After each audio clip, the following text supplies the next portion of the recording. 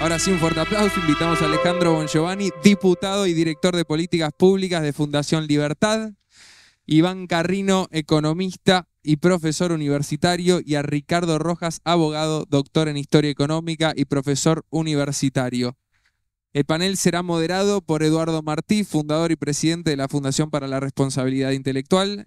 Si está la libertad echando raíces en la Argentina y si estamos en el nuevo norte de América Latina. Muchas gracias, fuerte aplauso para todos nuevamente y disfruten del debate. Bueno, buenas tardes a todos. En primer lugar, I want to thank the Ayn Rand Institute for organizing this type of conference in Argentina. It's not the first time.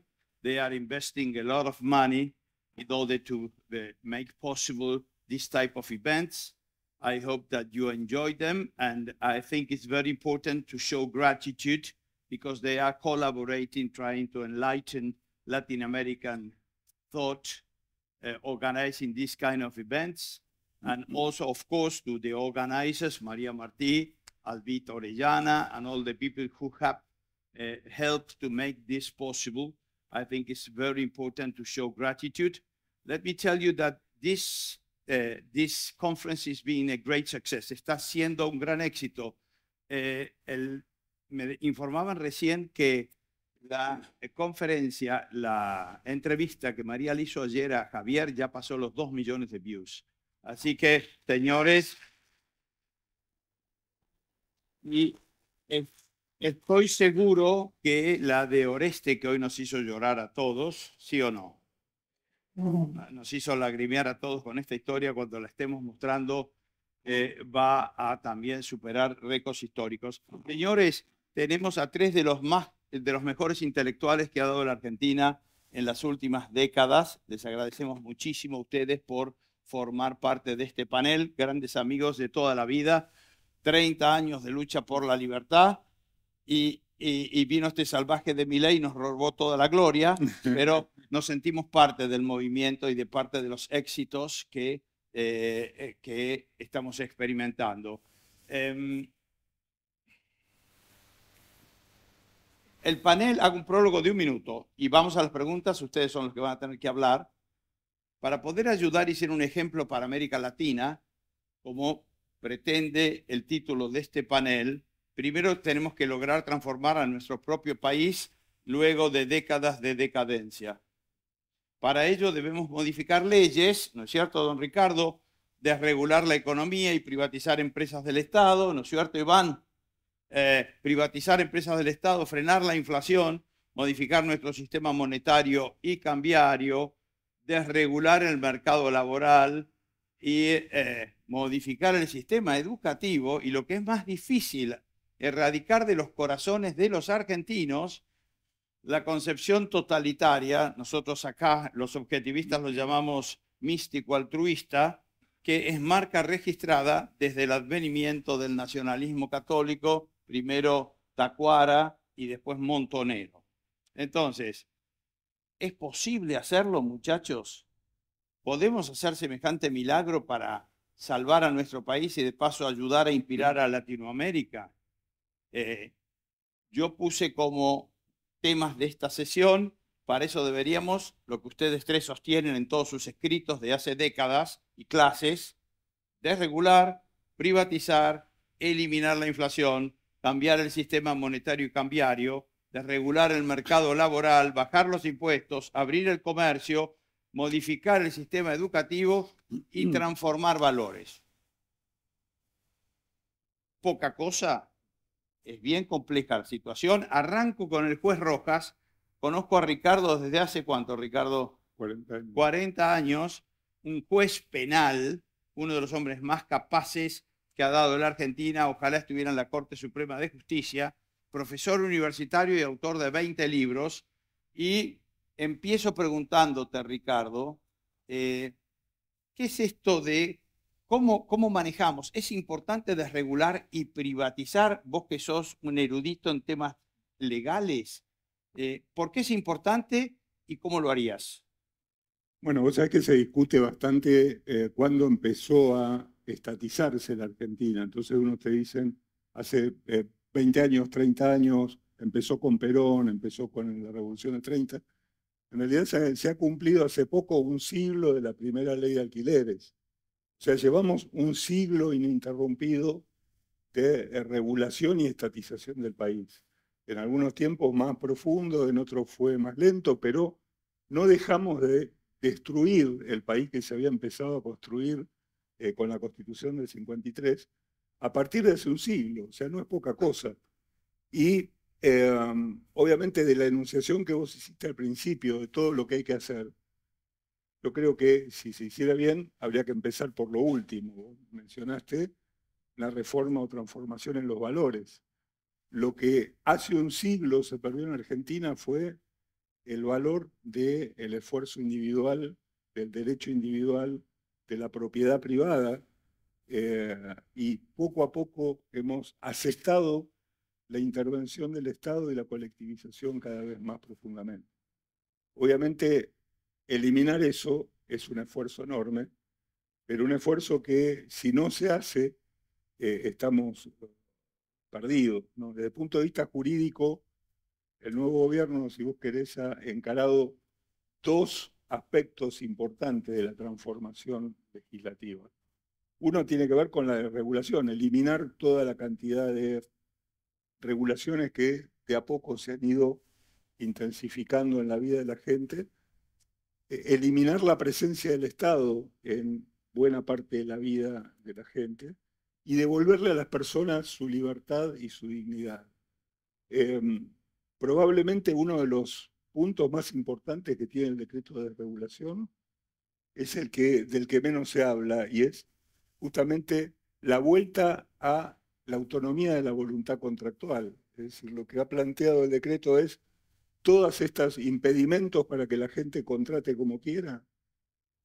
¿Hay muchos? Muchísimos, y bueno, en todas las áreas. Ahora se está peleando por la reforma laboral, implica volver a la libertad contractual. Al día siguiente del decreto se elimina la interferencia de la libertad contractual en los alquileres, por ejemplo, y ahí tenés una primera demostración de lo que pasa cuando le devolvés la libertad a la gente. El problema es que el Código Civil argentino había sido modificado para regular y impedir en muchos aspectos esa libertad contractual, y lo que hizo el decreto fue eliminar esos artículos del Código Civil para devolverle a la gente la libertad. Y esto tiene una fuerza filosófica importantísima, porque en definitiva el pilar de la organización jurídica es que las personas puedan contratar libremente y que en todo caso los reclamos y los conflictos los resuelvan los jueces. Si funcionara así, probablemente el país funcionaría mucho mejor.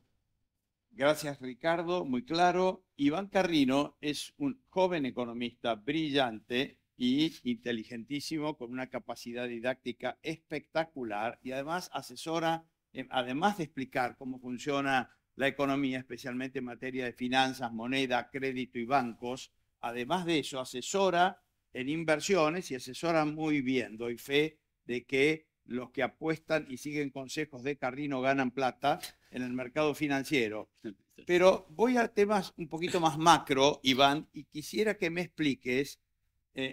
Milei está intentando frenar, su foco principal entiende que la inflación es un robo, después vamos a hablar con Rojas de eso, y está tratando de eliminar la inflación. Para eso también hay una propuesta de modificación del régimen monetario y cambiario. Todo eso mezclado con un supuesto atraso cambiario que pondría en riesgo el plan, según ayer decía Cavallo. ¿Podés hacer reflexiones un poco sobre este tema, pensar un poco dónde estamos parados y si vamos en buen camino y vamos hacia una moneda estable y un régimen más libre en moneda monetaria, en moneda? Bueno, muy bien. Muchas gracias, Eduardo. Mejor dejo de hablar ahora y los dejo con la presentación, porque no sé si voy a poder cumplir las expectativas, ¿no?, de lo que me ha presentado. Me gustaría empezar con una anécdota. Hace algunos años atrás me invitaron a dar una charla, muchos años atrás, digo, de 2015 tal vez, digo, antes incluso de la presidencia de Macri. Había cepo, había inflación, había todos los problemas que teníamos ahora, todos, pero con una magnitud menor, pero eran todos lo mismo. Déficit fiscal, altísima inflación. Y yo, digamos, mencioné a Mises, porque bueno, claro, mi formación en economía era la economía austríaca, Ludwig von Mises, Hayek y demás. Y había otro profesor también que iba a compartir el panel conmigo y hizo su presentación. Y después nos quedamos charlando y me dice, che, muy interesante lo de Mises. Me dice, pero ¿sabes qué pasa? Hoy estamos todos de acuerdo en ciertas cosas. Esto es como si estuviéramos en una carrera de autos y hay un auto que está cabeza para abajo en el medio de la pista. ¿Alguien cree que no hay que darlo vuelta primero para después empezar a hablar qué hacer con el auto? Entonces, esa es la situación de la Argentina en el 2015 y esa es la situación de la Argentina en el año 2023, en diciembre de 2023. ¿Y a qué voy con esto? Que no hay que ser un economista de la escuela austríaca, ni un ultramonetarista, ni un ultraliberal, ni un randiano, nada. Hay que ser un simple economista, hay que estudiar cosas que son consensos básicos en algo llamado ciencia económica, que no es una ciencia exacta, es una ciencia social, pero como cualquier ciencia se rige por ciertos consensos que existen. Entonces vuelvo ahí a la actualidad. Tiempo atrás, Milei dijo, nosotros usamos el manual ortodoxo. Googleen, se ha dicho eso, lo ha dicho Milei, lo ha dicho Caputo también. Y la ortodoxia es eso, la ortodoxia es que si a vos, a ver, para hacer un ejemplo sencillo, si tenés fiebre y es bacteriana, te dan antibióticos. Si tenés fiebre y es viral, tenés que esperar una semana. ¿Por qué? Porque, bueno, porque hay consensos en la ciencia y eso funciona así. Es la ortodoxia. La heterodoxia es, no sé, tomate un té de yuyos, etc. ¿No? O sea, entonces, lo mismo pasa en economía. ¿Querés bajar la inflación? Emití menos. ¿Cómo emitís menos? Arreglar el problema fiscal. Y ahí hay algo muy importante en la nueva gestión, es decir, en la nueva administración, en la administración Milei, que desde mi punto de vista reduce el riesgo de repetir el error de Macri. O sea, cuando vos el día 1 decís, el tema es fiscal, reducís el riesgo de que te endeudás porque no ves el problema fiscal, porque no le adjudicás la primera prioridad. Decís, voy a sacar el cepo, voy a bajar retenciones, que son todas cosas importantísimas, voy a desregular algunos mercados, y de repente, ¿qué haces con el gasto público? Bueno, lo mantengo, pero encima lo aumento, porque acuérdense que Macri hizo la reparación histórica y dijo, vamos al plan Belgrano, que era un megaplan de obra pública, con un Estado que ya estaba quebrado. En 2017 apareció una crisis de deuda. Y ahí dijeron, lo fiscal. Y 2 años después decían, miren cómo ajustamos al fisco. Vamos, ajustate al fisco porque el dólar se fue a 40. ¿Está? Me parece que eso es lo que hoy se va a evitar. O muy probablemente se evite. Digamos, si en un cierto periodo, no importa los plazos exactos, tenés déficit cero, ¿vas a tener una crisis de deuda? No. No, por definición no va a pasar. ¿Y la inflación va a bajar? Bueno, obviamente, por lo menos eliminaste la principal fuente de emisión monetaria de los últimos 20 años en la Argentina. Entonces, bueno, para ir redondeando 2 ideas que me preguntaron también. La importancia del déficit. Uy, pero ahora le mandamos un proyecto de ley que aumenta ganancias. ¿Y eso cómo es compatible con la escuela austríaca y el liberalismo? Bueno, muchachos, son cuestiones de segundo orden. La ciencia económica. 1 más 1 es 2. Debatamos ideología, debatamos libertarianismo, me encanta. Me he pasado la vida haciéndolo. Pero tal vez llega a veces el tiempo del pragmatismo. O sea, ahora a los libertarios conocemos el poder. Ahora somos oficialistas. Es un quilombo, ¿eh? A mí no me gusta, ¿eh? ¿Lo que voy a hacer? Voy a decir yo no comparto estas ideas. Digamos. Pero también estudié y creo en estos consensos. Y digo, si achicás el déficit, mejor que lo hagas en mayor proporción por el lado del gasto. Si tenés que subir un impuesto que bajó un demagogo 3 meses antes de las elecciones para ganarlas, ya está, echarle la culpa a Massa. Y la tiene encima. A mí me pareció mal que bajaran ganancias. Massa, me pareció demagógico. Y encima pagamos las consecuencias. Y después el tema cambiario, bueno, lo vemos más tarde. Dale. Lo volvemos a eso después. Sí, perfecto. Un poco el punto es, nuestra experiencia nos muestra que una vez que pasás un impuesto el impuesto a las ganancias data de 1935, Ricardo. 30, era de Sí, emergencia, ¿no? Sí, Sí. en la década del 30, Sí. en 1935. 32, la influencia de Pinedo. Mary Silver hablaba de eso. Y era un impuesto de emergencia. Y todavía lo tenemos. Así que la iniciativa de yo buscaría dónde meter la motosierra más a fondo. Señor Bon Giovanni. Bon Giovanni es un intelectual de la Fundación Libertad de Rosario, el principal motor que ha tenido la Argentina en todos estos años de dificultades y decadencias. Tu primo, tu tío, Gerardo, ¿no? Y uno de los principales intelectuales y organiza con una enorme capacidad de organización, es nuestro diputado acá, don Alejandro Bon Giovanni, que ha coordinado enorme cantidad de eventos por todo el planeta. Alejandro, encima, me llama Alejandro un día y me dice, hay un español que se llama Antonio Escotado, que defiende la legalización de las drogas, un personaje único, pero que ha escrito 3 tomos sobre la importancia del comercio y por qué el comercio libre, el hecho de lucrar comerciando, comprando y vendiendo, siempre ha sido condenado no solo por las religiones, sino por las distintas sociedades. Me dice, hagamos una conferencia con Escotado sobre los enemigos del comercio. 2 preguntas. ¿Es importante el comercio, Ale? ¿Es importante el libre comercio a nivel internacional también? ¿Y cuál es tu experiencia un poco en la Cámara de Diputados en relación a estos 2 temas? Gracias, Eduardo. Gracias por la invitación y felicitaciones por el evento.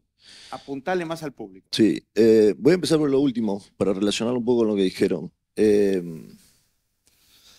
Este país es muy difícil en términos políticos y en el Congreso eso se ve. A mí, yo lo estoy disfrutando mucho, me gusta mucho estar en el Congreso, que quería estar en este Congreso, en el que intentara cambiar la matriz regulatoria argentina. Intentara, digo, pues todavía no, estamos fracasando con todo éxito, pero bueno, lo estamos intentando. A mí me encanta lo que hicieron con la ley bases y con el DNU. A mí me encanta, o sea... DNU y ley base, ¿te encantan las dos cosas? Sí, la ley base tenía algunas cosas que me gustaron un poco menos. Todo lo que no hizo Sturzenegger me gustaba un poco menos, pero no por Sturzenegger, digo, pero la reforma electoral me parece que estaba más o menos. La terminaron sacando, pero digo, el DNU está impecable. Y me gustó el hecho de que un gobierno con poca representación parlamentaria, lo que dicen que es una locura, me pareció fantástico. Digo, miren, muchachos, esto es lo que yo quiero hacer. Ojalá salga. Y si no sale, no sale. Pero acá está lo que quiero hacer. Y a mí me gustó mucho. Y ahora va a haber otra ley bases, un poquito más vegetariana, lamentablemente. Porque también está, como dice Iván, digo, bienvenido a la política, hay que negociar en el buen sentido, digo, hay que transigir y demás. Ahora, 3 cositas rápido de la ley bases nueva, porque lo quiero relacionar con esto. Viene el curro del biodiesel, gran curro. Del biodiesel. Sí, es para explicar. A ver, el biodiesel es muy rápido. El biodiesel por escala lo tendría que hacer las aceiteras grandes, que tienen el producto, tienen el volumen, tienen la escala. Hay una ley que dice que lo tiene que hacer PYME, define el cupo, define el corte, define quiénes son los jugadores y define cuánto se llevan. Es una cosa soviética por donde la mires. Eso viene desde... Del 2011. Milei había sacado eso en la ley bases original, en esta, bueno, la tenemos que dejar pasar, porque si no los gobernadores se te ponen en pie de guerra. Lo del tabaco, un escándalo también. Una tabacalera que logra, gracias a sazonar a ciertas funcionarias de la justicia con una cautelar hace mucho tiempo, no pagar un impuesto fijo que pagan todas las otras, que me gustaría que no exista el impuesto fijo, pero todas las pagan, ella no, entonces puede vender por debajo del precio. Y empezó teniendo un market share del 4% y hoy tiene como el 40%, es una cosa impresionante lo que está haciendo. Iba contra eso la ley de bases, ahora se tuvo que sacar. Y lo del régimen de promoción de Tierra del Fuego, que no me haga explicarlo porque creo que lo conocen todos, digamos, un régimen absurdo que además está atado a una restricción de importaciones y un arancel de importaciones de tecnología, sobre todo televisores, aires acondicionados y celulares, que hace que todos paguemos tecnología más cara y también se tuvo que sacar. Entonces digo, es muy difícil la política argentina. Me parece que Milei está haciendo un chicken game Está haciendo lo que hay que hacer en un chicken game, que es tirar el volante por la ventana y decirle al loco, yo voy a darle de frente, o doblás vos o investimos. Y creo que con cierta razón, y no me voy a meter en el tema de Iván, él está esperando que la macro cambie, que se dé la B corta. Y creo que considera que si la macro rebota, todo esto que ayuda a la micro, todo esto que ayuda a cambiar las regulaciones que viene estudiando Ricardo hace años, hace siglos, lo vamos a hacer en el próximo Congreso, con un Congreso un poco más fortachón en 2025.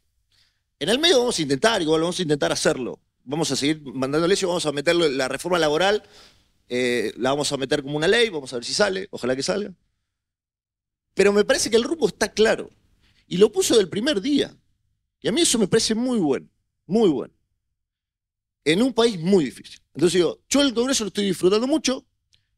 El nivel no es malo. Me parece que es un Congreso bastante con gente mejor que otros años. Y me gustaría que podamos sacar algo de esto. Vamos a ver. Ahora se presenta de nuevo la ley de bases. Vamos a presentar la reforma laboral. Vamos a ver qué pasa. La primera pregunta me olvidé cuál era. Ahora volvemos. Déjame retomar entonces. Déjala picando.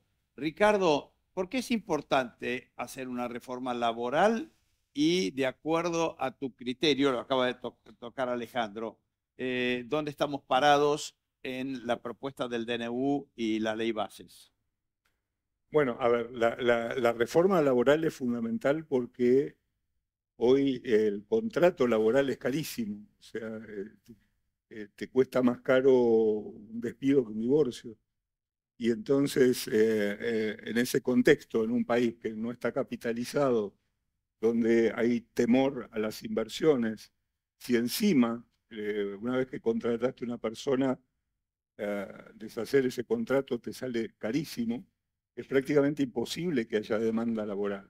Entonces, hasta que no se modifiquen una cantidad de cosas, una de las cuales importante es la reforma laboral, va a ser muy difícil que se produzca esa B corta, ¿no?, que todos esperamos, que es que empiece a haber inversión, que empiece a haber demanda de trabajo y que empiece a haber producción. Respecto de la ley bases y el DNU, te diría que, bueno, lo que hizo Milei, un poco como decía Alejandro, es agarró, bueno, Milei dice que son las primeras 1000 reglas y que tiene 3000 más atrás, no sé qué serán, pero agarró todo lo importante que iba desde la desregulación económica hasta la reforma política y se lo tiró todo al Congreso en los primeros 20 días.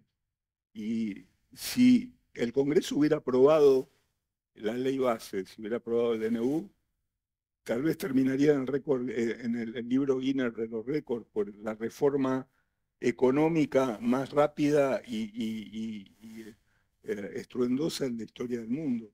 Porque en realidad lo que propuso Milei fue modificar toda esta estructura que ha impedido la inversión, la producción, el crecimiento en todas las áreas legislativas, todas en un bloque de 2 normas. Y eso me parece que muy probablemente él mismo era consciente de que hubiese sido milagroso que hubiese pasado, que era muy difícil, pero corrió el eje de la discusión kilómetros, ¿no? Porque de pronto de un día para el otro ya nos encontró discutiendo de temas que nunca habíamos estado discutiendo. Gracias, Ricardo. Iván, éramos baratos, ahora estamos carísimos y supuestamente vamos rumbo a una convergencia que permitiría eliminar el cepo, pero al mismo tiempo asusta cierta similitud con proyectos anteriores donde veíamos que el dólar se atrasaba y que hacía necesario posteriormente una devaluación y empezaban las quejas de las pequeñas y medianas empresas diciendo con estos estándares no puedo competir. ¿Qué reflexiones haces sobre esto? Sí, buenísimo el tema. Si uno escucha conversaciones o artículos, entrevistas a economistas liberales, ortodoxos, no va a encontrar mucho de que el origen de los problemas es el atraso cambiario. O sea, por ahí alguno me encuentra, alguno me dice, y me refuta, pero en general, porque los problemas cambiarios son como una cuestión segunda o tercera, ¿no? Como para poner una discusión después. Hay un problema que es el control de cambio, el cepo. El cepo es simplemente un precio máximo aplicado al dólar, que era muy fácil de ver esto en diciembre del 2023, ¿no? El 5 de diciembre de 2023. El dólar valía 350 pesos. Eso obviamente era un precio máximo sobre un dólar que en el mercado paralelo estaba en 1000, incluso 1100, ¿no? Entonces vos ahí veías claramente la diferencia. Entonces, ¿qué pasa? Cuando vos tenés un precio tan por debajo del mercado, tenés que restringir la demanda porque tenés que racionar. Hay racionamiento, como cuando vos te dicen no te podés llevar más de 2 aceites en el supermercado porque hay precios cuidados. Lo mismo. Funciona exactamente igual, así funcionó con Cristina, así funcionó con Alberto Fernández, y por eso se caía en la reserva de forma permanente. Porque lo único que haces es agotar el stock, ¿sí? No te ingresa un nuevo dólar si me lo vas a pagar 350. Bueno, ahora la situación no es muy distinta, solo que la brecha es muy chica, y eso es sorprendente, que la brecha sea tan chica, es un logro del gobierno. Ahora, atraso cambiario. Para tomar el concepto del atraso cambiario. ¿Qué quiere decir? Bueno, que el dólar se queda quieto y que hay mucha inflación, básicamente. Entonces vos decís, uy, en diciembre hubo 25% de inflación, en enero hubo 20, en febrero hubo 13, ahora ponele que tenemos la suerte de tener 10. Bueno, qué sé yo, da 60 acumulado, no sé. ¿Y el dólar cuánto se movió? 0. No, terrible, todo es carísimo, no vamos a exportar ni un clavo, no va a venir un solo turista. Bueno, para. Porque eso es como que agarraste la temporada de Netflix en la última temporada y el tercer capítulo, ¿viste? Vamos a ver la película completa. Y esto es un dato muy concreto. Desde el año 2015, desde diciembre de 2015 hasta hoy, el tipo de cambio real de Argentina subió 43%. ¿Qué quiere decir eso? Hubo adelanto cambiario. Subió más el dólar que la inflación, ¿se entiende? 43%. En Chile subió 20%, en Uruguay subió 7% y en Brasil cayó 7%. Entonces, ¿cómo estamos en términos de nuestra competitividad cambiaria respecto a otros países? Todavía tenemos un margen enorme. Porque gracias a las inconsistencias macroeconómicas nos hicimos pelota. No está bueno tener el tipo de cambio recontra alto.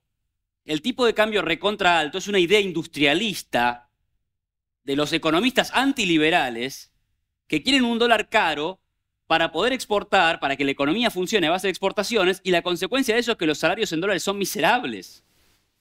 No es la idea liberal esa. La idea liberal es, reformemos la economía con desregulación, con apertura al comercio, démosle confianza a la economía, que baje la tasa de interés porque hacemos las cosas bien, porque tenemos un fisco ajustado, porque no gastamos más de lo que nos ingresa, baja el riesgo país, baja la inflación, las tasas de interés son bajas, y viene la gente a invertir y producir. ¿Ustedes creen que Noruega tiene un tipo de cambio real recontra alto? No. Los salarios de Noruega son altísimos. Los noruegos pueden pasear por cualquier lado del mundo y todo les sale 2 pesos. Apuntemos a eso. Lo que pasa es que eso es más difícil. Gracias. Porque hay que pasar por todos los líos que estamos pasando ahora. Gracias, Iván. Ale, vos cuando lo trajiste escojotado eras consciente de que el tipo decía que combatir la droga, la violencia y las mafias rosarinas a través de la prohibición no era el camino adecuado. Estás en una cámara donde en general en toda la Argentina hay consenso de que el camino es la prohibición. Quisiera tus reflexiones sobre esto. Qué pregunta difícil que me hace, Eduardo. Sí. Porque es verdad que son roles distintos, ¿no? Pero, no, yo filosóficamente sigo en el mismo lugar, sigo pensando que la legalización es buena. Ahora, hablando del fenómeno Rosario, no necesariamente te soluciona el problema puntualmente de los monos o las bandas que tenemos en Rosario. ¿Por qué? Porque el negocio de las bandas que tenemos en Rosario y en Santa Fe no es tanto la droga como el territorio. O sea, el negocio de ellos es el territorio. Ejemplo. Un ejemplo que no tiene nada. Fíjate que la droga no va a estar mencionada. Va al Circo de Soleil. ¿Cómo se llama? Circo de Soleil. Ahí va. Va al Circo de Soleil a Rosario. Se comunica uno de estos muchachos, no sé cómo se comunica, con la organización y le dice que tienen que pagar. La organización se hace, además es una multinacional, ¿a dónde le van a pagar? ¿Cómo facturan eso? O sea, están locos, no pagan. El segundo día, a la salida del Cirque du Soleil, hay tiros. Tiros al aire. Al tercer día se pagó. Ahí no hay droga involucrada. Han tomado el territorio por las armas ante una ausencia, una permeabilidad, digamos, de la fuerza de seguridad y tienen tomada grandes porciones de Rosario. Pero ahí el tema es evidentemente de seguridad. Una mafia que extorsiona Totalmente. a la gente en función del territorio, se divide el territorio y Así es. lo extorsionan para obtener beneficios. Eso obviamente es un tema Los- policial. Totalmente, pero quiero decir, Sí, se ha convertido en una mafia grande sí. que permea el fútbol, que permea un montón de actividades Ajá. y que la moneda de cambio es la violencia. Insisto, por supuesto, la droga está y mi posición sigue siendo la misma. Pero no hay grandes decomisos. Vos fíjate lo que hace Patricia en Santa Fe. Vos no ves grandes decomisos de droga ni nada por el estilo. Tampoco se produce, digamos, en Santa Fe. Pero yo creo que, a ver, nadie ha ganado la guerra a las drogas. Eso lo sabemos, eso Cotado lo explicaba bien. Nadie la ha ganado, es asimétrica. Vos comprás siempre corres atrás, más en países subdesarrollados como nosotros, digamos, que no tienen fondos. Está clarísimo. Déjame que te sí. vuelque, te cambié el tema, pero aprovecho tu rol de diputado. Dale. Y volvemos a esta ley, al DNU, la ley bases ahora. ¿Y cuál es tu pronóstico? ¿Qué va a ocurrir en el Congreso? ¿Y qué estás haciendo vos en ese sentido? ¿Qué se te ocurre? ¿Cómo podés influir? Te va a sonar mal esto, pero yo creo que estoy influyendo bastante en el bloque. Vos acordás que yo no estoy en el bloque, yo soy estoy en el bloque pro. Y para mi sorpresa creo que estoy influyendo bastante. Probablemente porque hay como una culpa también de haberla pifiado. Entonces hoy como que a los liberales nos escuchan más a todos, porque eso de Milei derramó en que a todos nos escuchen más y todos seamos más valiosos. Pero la verdad que creo haber influido bastante para que el bloque pro esté como un puño. El bloque iba a votar la ley bases Entera. positivo, entera. Y creo que ahora con la ley base light también vamos a votar entero. Y además fuimos nosotros los que presentamos el capítulo del DNU, el capítulo laboral, como proyecto de ley. Espejamos, o sea, la verdad que fue un laburo bastante sencillo. Agarramos el DNU y cortamos eso y lo pusimos como proyecto de ley. Y nosotros estamos reuniendo permanentemente con cámaras empresariales, con un montón de gente para que apoye la reforma laboral. Y fíjate déjame muy, muy cortito esto. Le dije, el otro día estuve con la Cámara Argentina de Comercio. ¿Qué les dije?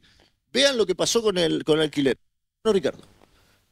Al día siguiente que se derogó la ley de alquiler. Al día siguiente, no, tarda un poquito el mercado, ¿no? Pero la oferta creció un montón.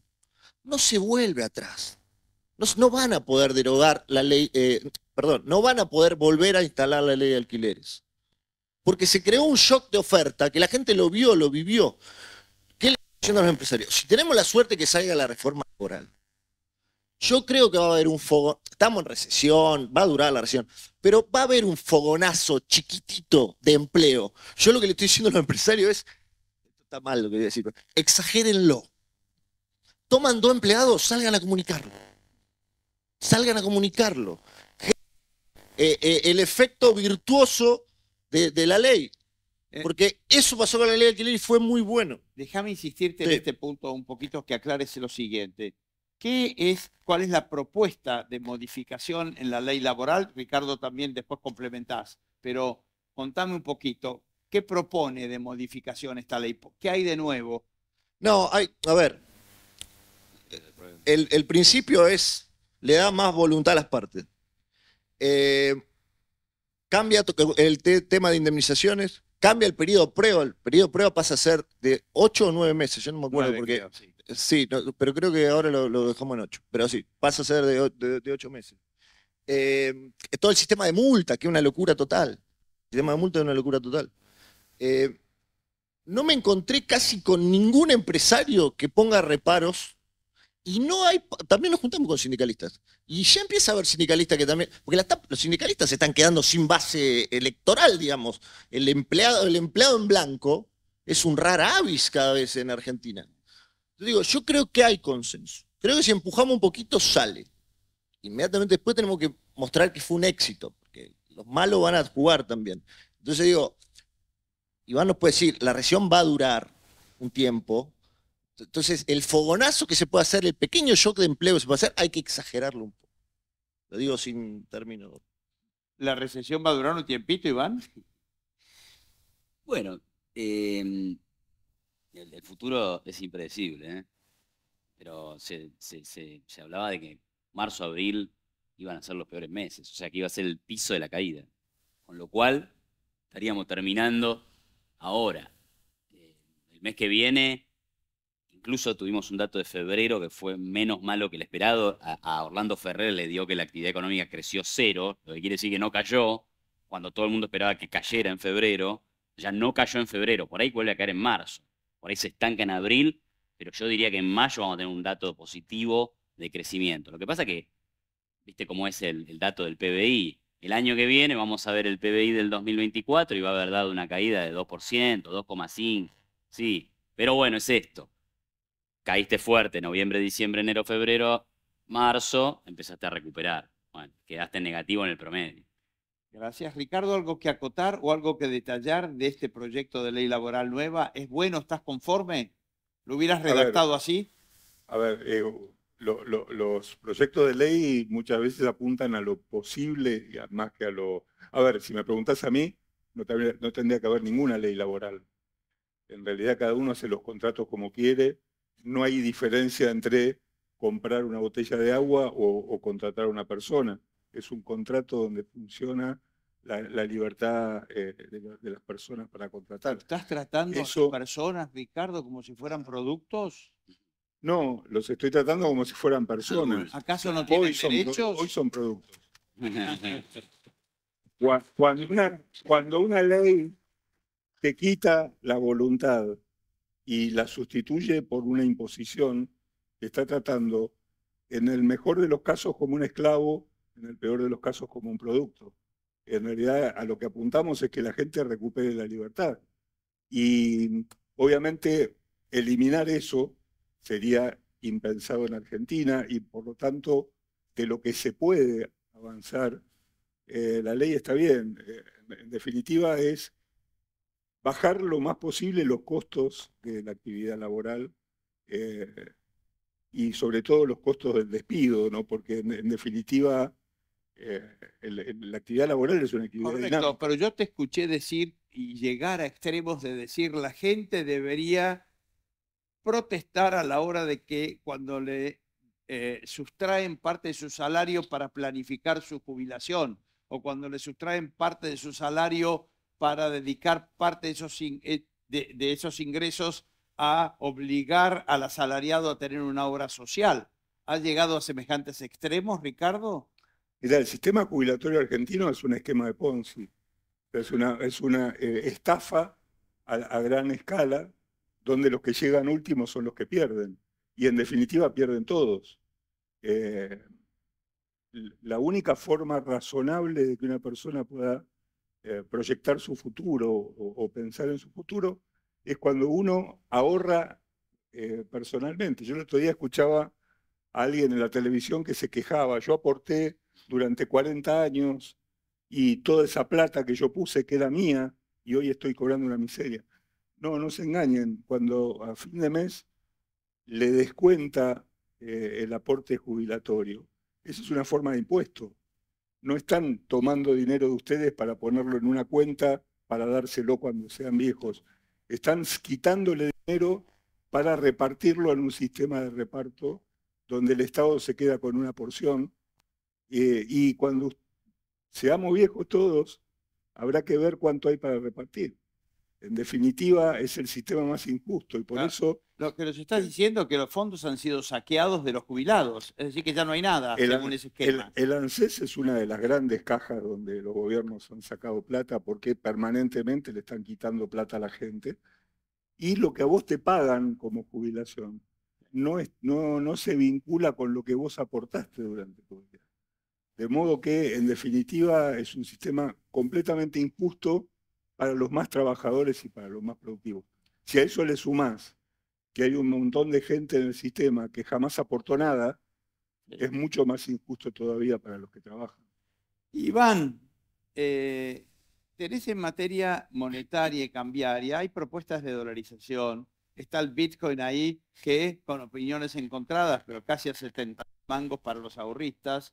¿Cuál es tu sistema económico ideal? ¿Está bien encaminado Milei diciendo vamos por esto de competencia de monedas, mencionando el tema de dolarización? ¿Estás a favor del cierre del Banco Central? ¿Cuáles son tus opiniones sobre ese tema? Bueno, sí, yo estoy a favor del cierre del Banco Central. Una idea que conocí a través de leer a muchos autores de la Escuela Austríaca de Economía. No me acuerdo quién habrá sido el primero con el que tomé contacto y esta idea me pareció interesante. Fíjense qué curioso lo que pasa en Argentina igual, ¿no? En cualquier país del mundo tienen Banco Central y no tienen nuestros problemas de inflación. Entonces vos decís, ¿dónde caen propuestas tan extremas? Decís, bueno, hay que cerrar el Banco Central, ya está. Para lo único que sirve es para el daño, porque para decidir cerrar el Banco Central tenés que estar pensando en eso, ¿no? Y bueno, claro, acá de repente eso suena como una idea absolutamente lógica. Porque parece una realidad incontrastable que para lo único que ha servido el Banco Central ha sido para hacer daño, ¿no? Pero bueno, tenés que tener esta historia, que es la nuestra, para proceder a esto. Aunque hubo otros países que también tienen historias muy malas, como Ecuador, como El Salvador. Panamá, vaya a saber por qué motivo tiene una economía dolarizada, no lo sabemos, hace miles de años que funcionan así. No es tan rara la dolarización, también me gustaría decir eso. A veces me dicen esto no es un buen ejemplo, pero hay como 28 países, creo que son los de la zona del euro, menos 25 serán. Ninguno tiene soberanía monetaria, que es lo que dicen que vamos a perder si llegamos a dolarizar la economía. Pero es interesante lo que dice Milei, porque Milei lo que dice es, dolarizar sería como un paso hacia otro sistema que es la competencia de moneda. Entonces, si yo tengo 2 segundos, explico eso. Bien rápido. Acá tenemos pesos. Bueno, ¿y quién da los pesos? El Banco Central. Bueno, el Banco Central les dice, yo voy a dejar de existir mañana, así que denme los pesos, yo les doy dólares a cambio de esos pesos y ustedes pueden seguir con sus transacciones diarias. Listo, me retiro de la película, hasta luego, chau Banco Central, se acabó. O sea que la dolarización es un paso para cerrar el Banco Central. ¿Qué sigue después? Lo que decía Ricardo, libertad de contratos. Usá la moneda que quieras, que esa fue una idea que trajo Hayek una vez que le dieron el premio Nobel en el 74, en el 75 y en el 76, publica artículos que se compilan en un libro que se llama La desnacionalización del dinero y dice que las monedas compitan. La mejor será elegida por la gente y punto. ¿Qué me parece a mí que pasa el día después de que se dolariza o 20 semanas después? Bueno, que nos quedamos usando el dólar. Va a ser cómodo. Ahora, si encontramos una cosa mejor, usaremos otra cosa mejor. Ale, Oreste y Vicky recién nos mostraron lo que es vivir en un régimen colectivista y la asfixia que te provoca, que podés llegar hasta contemplar el suicidio con tal de no vivir semejante catástrofe. La Argentina, y ves al presidente orientado en general hacia cultivar la amistad con aquellos países que defienden los derechos individuales y que están a favor de los procesos democráticos.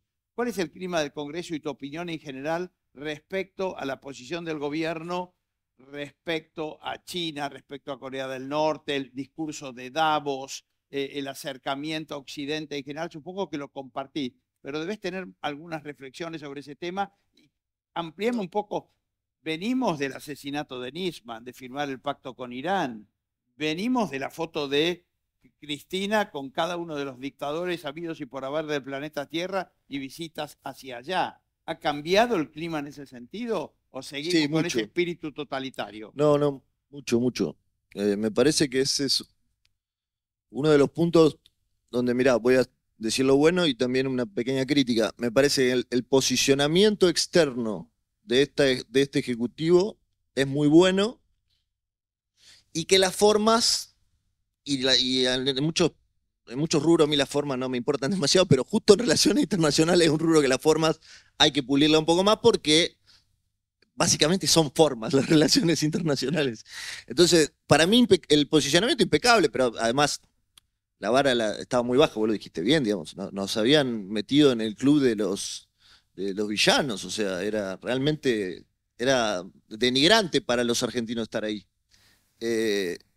Y me parece que Milei está bien orientado, le agrega un una afinidad con el Estado de Israel que a mí la veo con muy buenos ojos, me gusta eso. Perdón, sí. Pregunta final de redondeo para los tres, porque ya tenemos Vamos. entramos en los últimos 5 minutos y arranco con vos. Dale. Sigo con Iván y cierra Ricardo. Un poco sobre dos aspectos claves. Nosotros hemos sido educados en contextos donde el sistema educativo, ya lo hemos visto, en general manejado desde el Estado como un derecho y con programas impuestos, profesores designados en función de puntaje en sistema educativo manejado por gremios, etc. Entonces, una reflexión sobre el sistema educativo en general, ¿cómo pensás vos si existe alguna posibilidad de reforma? Y en segundo lugar, eso relacionado, a los tres es la misma pregunta, alguna reflexión, relacionado con esta mentalidad religioso nacionalista que hemos cultivado a partir de los años 10, 20, que a partir de la década de 30 tomó control del país y que ha impregnado el espíritu de los argentinos. ¿Realmente podemos influir y este cambio mileísta es un cambio en ese sentido o es simplemente el miedo al caos que teníamos? Milei ayer dijo que no, que había un progreso, que la gente está entendiendo las ideas de la libertad. Reflexión sobre el sistema educativo y esto. Bueno, 2 minutos cada uno. breve. Creo que la educación está cambiando, entre otras cosas porque no hay un nuevo actor, porque siempre estuvo ahí, pero el alumno ahora tiene otro poder también. El alumno cuando le están lavando la cabeza, ahora te lo filma y te lo sube a las redes y te arma un escándalo. Y eso no pasaba antes. Entonces, es una materia difícil la de la educación, porque primero, como lo decía, es la vieja escuela nacionalista, organicista, de Estrada y de la mano en coche. Y también porque la estructura, el sistema, es muy difícil de cambiar. Están siempre los mismos, digamos. Es muy difícil de cambiar. Pero yo veo buenos avances en ese sentido. Más allá de lo del adoctrinamiento, que creo que están haciendo buenas tareas, creo que, también por lo que hablé con muchos de ellos, que hay proyectos también para desregular la educación. Para darle más poder a los padres, para empezar a ver cosas que no se puede. Digo, no podemos ver cuáles son las notas promedio de las escuelas para decidir a qué escuela mandar a tu hijo. No puedes ver eso. Es una locura eso. Es información para los padres. No te la dan. Y el estatuto del docente. Y el estatuto del docente. Obliga a tener 3 veces más docentes que entonces digo, paradójicamente, para un presidente economista, que muchos tachan solamente de economista, este es un tema también importante. Por supuesto, no es primero hay que dar vuelta el auto, como dijo Iván, y están en eso, y el auto es económico, pero está entre la agenda de los temas. Y ahí, ya llevo un poquito de agua para mi molino, ahí afortunadamente veo que hoy, no sé ayer, pero hoy el PRO tiene el corazón en el buen sentido. También veo ahí que Finocchiaro y están siendo como las voces cantantes de educación ahí y están con una mirada bastante más liberal que lo que tenía antes el partido. Gracias. Iván, reflexiones. Bueno, voy a tratar de ser breve, son pensamientos en voz alta, no los tengo realmente pulidos, pero a mí me parece que cuando decimos es que el sistema educativo hay que cambiarlo porque ha dejado de lado las ideas liberales y por eso el país se arruinó. No lo compro. No lo compro porque nos ponemos como en una situación donde... Y Hayek y el conocimiento disperso. ¿Y yo qué conozco del sistema educativo? Es enorme. Es enorme. Nadie conoce todo el sistema educativo y nadie lo puede cambiar de cero porque no tenemos idea. Entonces, si se dicta clases en el sistema educativo y se dice que la crisis del 2001 fue culpa del neoliberalismo, sí, a mí no me gusta, y militaré para cambiar esa idea.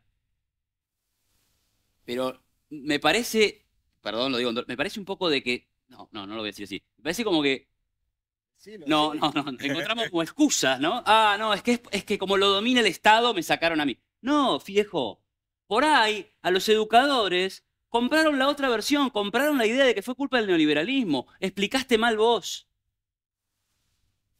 Pero ¿qué pasó ahora? Hubo otras explicaciones por fuera del sistema educativo o dentro del sistema educativo, porque no nos creamos que todas las escuelas son marxistas, todo eso es directamente falso, ni todos los profesores son de izquierda, por favor. Pero hay otras formas, como decía Alejandro, de enterarte de las cosas.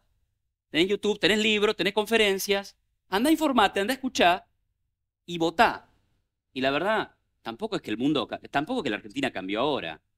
En 2015 votábamos a Macri. Macri no era el populismo de Cristina. Entonces, eso fue con el sistema educativo malo que supuestamente tenemos. Entonces, ¿habrá mejoras? Me animo a decir, sí, desregula. Pero yo no sé cuál es la mejora. Lo que sé es que el mercado va a encontrar alguna solución a los problemas que se presenten. Iván, pero seguramente coincidimos en que así como suponemos que las empresas estatales son intrínsecamente perversas y te llevan a derroche de capital, mal servicio y corrupción, un sistema educativo centralmente manejado, con programas obligatorios, profesores designados por gremios y sin autonomía financiera. En eso estamos de acuerdo, pero gracias a la anomia que existe en Argentina, vos tenés muchos sistemas de gestión privada e incluso de gestión estatal en donde hay libertad y se enseña por afuera de lo que se dice que hay que enseñar, digamos. Resistimos bastante. Se resiste, hay resistencia. Coincido que el sistema las redes nos han ayudado. Sí. Quiero una reflexión final, Ricardo, dada tu experiencia, muchos años, un poco sobre la evolución del pensamiento filosófico y económico de los argentinos. Pasamos por esa etapa de proteccionismo, nacionalismo, misticismo fuerte, y ahora de golpe hay aires de libertad. Todos nosotros hemos laburado como bestias muchos años tratando de enseñar todos estos principios, pero de golpe vemos este volcán liberal que aparece aquí. Quiero que poneme en contexto esto que está ocurriendo ahora en la Argentina. ¿Es sustentable? ¿Los argentinos han asimilado algunos conceptos básicos de derechos individuales o es simplemente una reacción contra el desastre que han provocado los kirchneristas o los peronistas? ¿Cómo es esto? Mira, yo creo que, como decíamos al principio, padecemos ya 100 años de colectivismo en Argentina, en todos los órdenes, económico, cultural, educativo. Esto está muy vinculado. Creo que el monopolio estatal educativo ha hecho estragos en la forma de pensar de la gente. Si hay algo que no debería estar en manos de un monopolio estatal, es la educación, que es lo más importante que hay. O sea, si el mercado es bueno frente al estatismo, deberíamos usarlo en lo que es más importante para nosotros, que es la educación.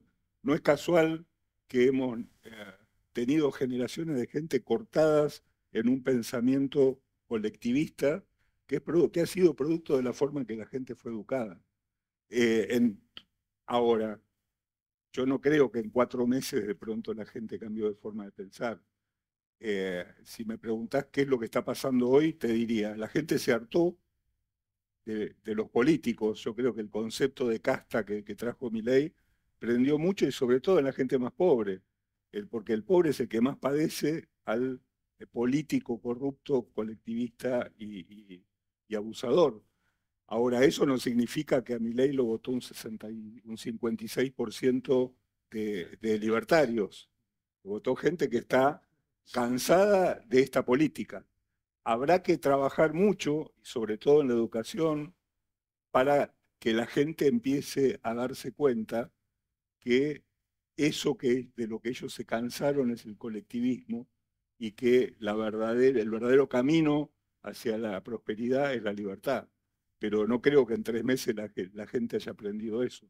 Es un trabajo muy grande que va a haber que dar hacia el futuro. Pero y también tenemos indicios de que hay un cierto grado de aprendizaje constatable ya. Y tal vez lo que nos haya ayudado mucho también son las redes sociales, ¿no? Bueno. La posibilidad de tener tanto acceso a información. Sí. Hemos disfrutado de la presencia de estos 3 intelectuales liberales de décadas, muchachos, que han trabajado incansablemente defendiendo la libertad de los argentinos, así que merecen que los premiemos con un fuerte aplauso. Gracias.